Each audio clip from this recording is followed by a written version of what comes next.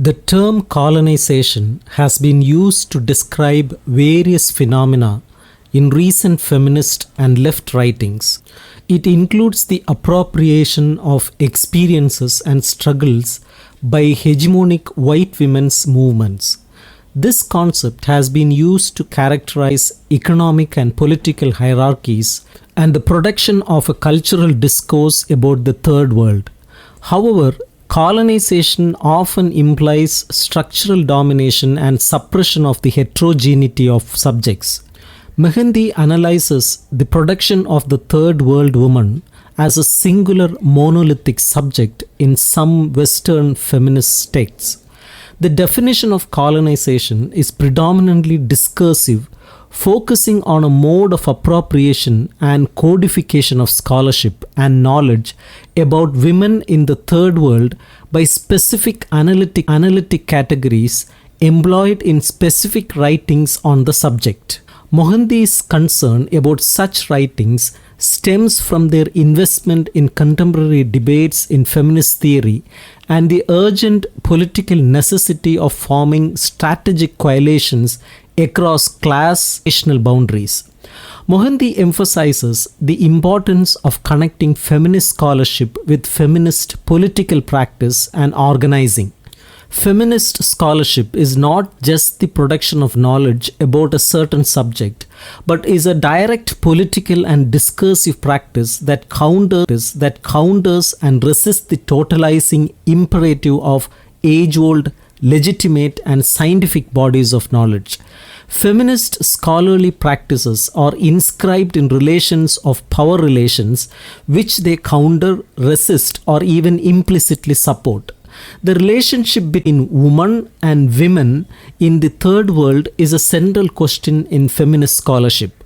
This connection is not a direct identity or correspondence, but rather an arbitrary relation set up by particular cultures. Feminist writings discursively colonize the material and historical heterogeneities of women's lives, producing a composite singular third world woman.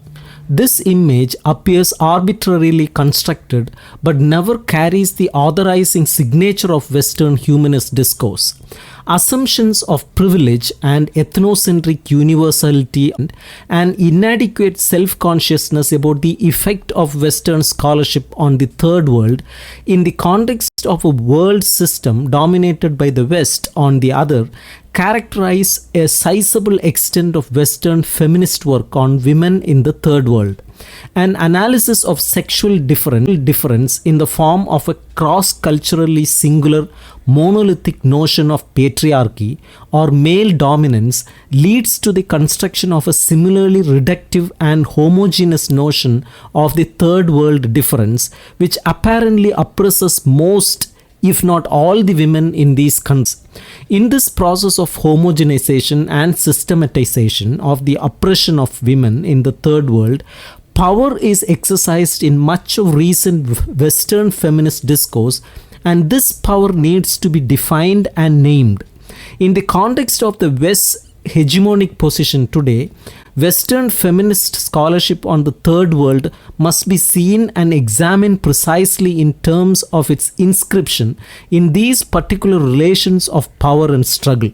Mohanty then explores the use of women as a category of analysis in Western feminist discourse on women in the third world. She focuses on 5 specific examples, each illustrating the construction of the third world women as a homogeneous, powerless group, often located as implicit victims of particular socio-economic systems.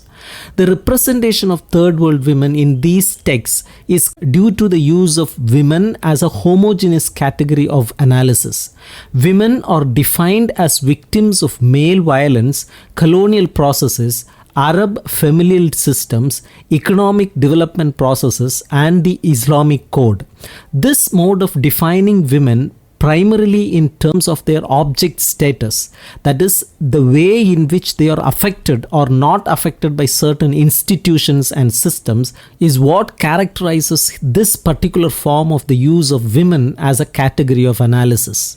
Valerie Amos and Pratibha Palmer argue that feminist theories which examine cultural practices as feudal residues or label the women as traditional also portray them as politically immature women who need to be versed and schooled in the ethos of Western feminism. They need to be continually challenged. Fran Hoskin, in her discussion on the relationship between human rights and female genital mutilation in Africa and the Middle East, bases her condemnation of genital mutilation on one privileged premise. The goal of genital mutilation is to mutilate the sexual pleasure and satisfaction of women. This definition freezes women into objects who defend themselves, men into subjects who perpetrate violence, and society into powerless and powerful groups of people. Beverly Lindsay argues that dependency relationships based on race, sex, and class are being perpetrated through social, educational, and economics institutions.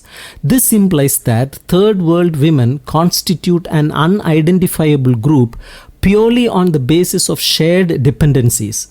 However, if shared dependencies were all that was needed to bind together as a group, third world women would always be seen as an apolitical group with no subject status. Instead, it is the common context of political struggle against class, race, gender, and imperialist hierarchies that may constitute third world women as a strategic group at this historical juncture. Lindsay also states that linguistic and cultural differences exist between Vietnamese and Black American women, but both groups are victims of race, sex, and class. Black and Vietnamese women are characterized by their victim status.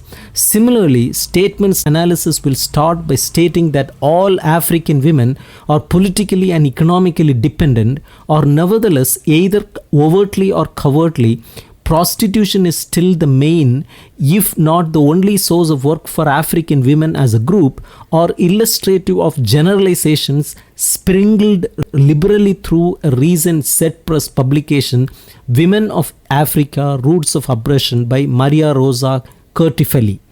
The concept of women as universal dependence is a complex and multifaceted issue that requires careful analysis and understanding.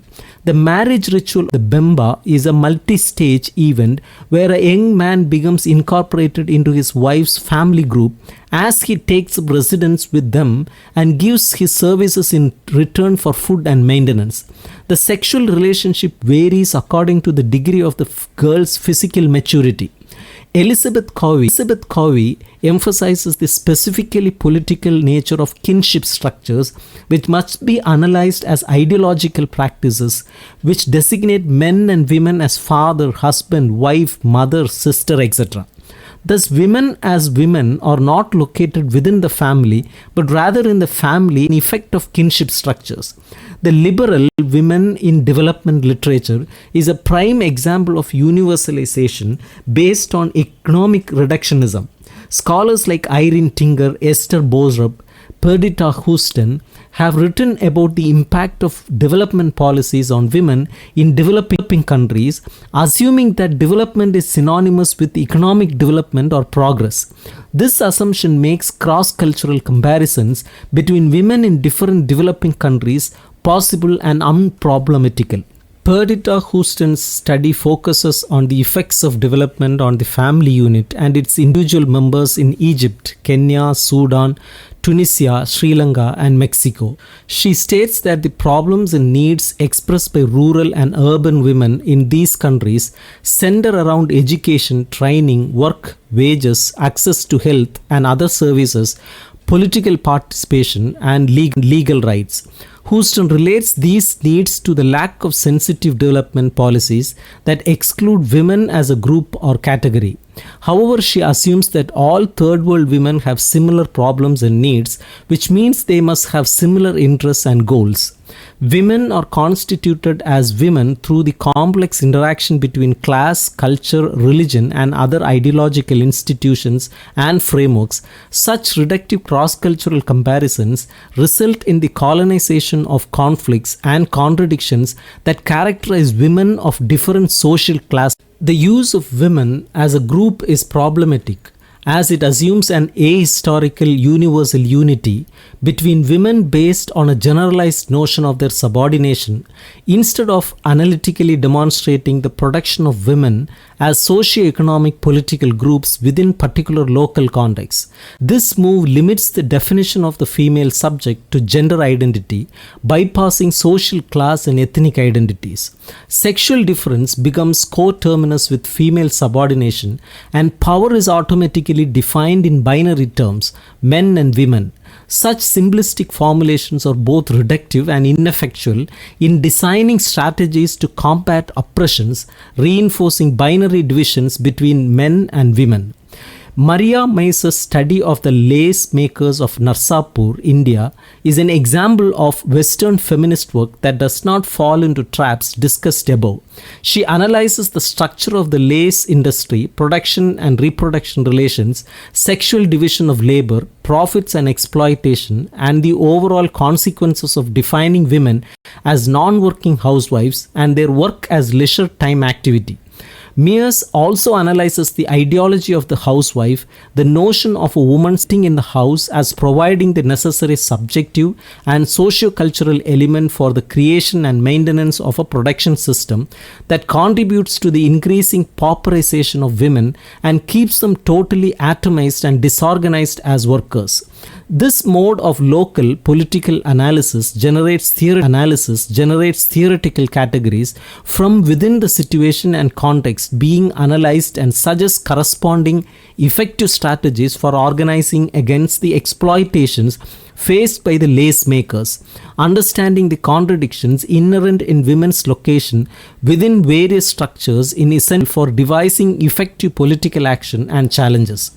The concept of universalism in feminist theory is often used to justify the sexual segregation and control of women, but this argument must be questioned as the specific meaning attached to the practice varies according to the cultural and ideological context. Concepts like reproduction, the sexual division of labor, the family, marriage, household patriarchy are often used without their specification in local cultural and historical contexts. Beyond sisterhood, there is still racism, colonialism, and imperialism. The concept of universalism in feminist theory is not only descriptive but also theoretically reductive and useless when it comes to political strategizing. It is essential to understand the context-specific differentiation of concepts and their application in order to generate effective political strategies and address the complex issues of gender, sexual segregation, and the role of women in society. The use of gender as a superordinate category of organizing analysis can lead to the misinterpretation of empirical studies of gender differences with the analytical organization of cross-cultural work. Beverly Brown's review of the book Nature, Culture and Gender highlights the nature, culture and female-male or superordinate categories that organize and locate lesser categories within their logic. These categories are universal in the sense that they organize the universe of a system of representations independent of the universal substantiation of particular. Feminist work on women in the third world that blurs this distinction, which is present in certain Western feminist self-representation, eventually ends up constructing monolithic images of third world women as women who can only be defined as material subjects, not through the relationality to their representations. The political effects of analytical strategies in the context of Western feminist writing on women in the third world are not against generalization, but for careful, historically specific complex generalizations. Strategic coalitions which construct oppositional political identities for themselves are based on generalization, but the analysis of these group identities can be based on universalistic ahistorical categories. The 9 texts in the said press, Women in the Third World series, focus on common areas in discussing women's status within various societies such as religion, family kinship structures, the legal system, the sexual division of labor, education and political resistance. However, almost all the texts assume women as a category of analysis in the manner designated above, assuming that women have a coherent group identity within the different cultures discussed before their entry into social relations. This focus on the position of women structures the world in ultimately binary dichotomous terms, where women are always seen in opposition to men. Patriarchy is always male dominance, and religious, legal, economic and feminine systems are implicitly assumed to be constructed by men. The structure and functioning of power relations in the third world are influenced by the assumption of a juridico-discursive model of power, which includes negative relations and insistence on the rule, a cycle of prohibition, the logic of censorship and uniformity of the apparatus functioning at different levels. Feminist discourse on the third world assumes a homogeneous category or group called women, which operates through the setting up of originary power divisions. The role of Western feminist analysis in homogenizing and systematizing the experiences of different groups of women in third world countries is politically and strategically problematical, because it limits theoretical analysis and reinforces Western cultural imperialism. In the context of a first world balance of power, feminist analysis that perpetuate and sustain the idea of superiority of the West produce a corresponding set of universal images of the third world woman, such as the veiled woman, powerful mother, chaste virgin and obedient wife. Mohanty suggests a parallel strategy in uncovering a latent ethnocentrism in particular feminist writings on women in the third world. Universal images of the third world woman are predicated upon assumptions about Western women as secular, liberated and having control over their own lives.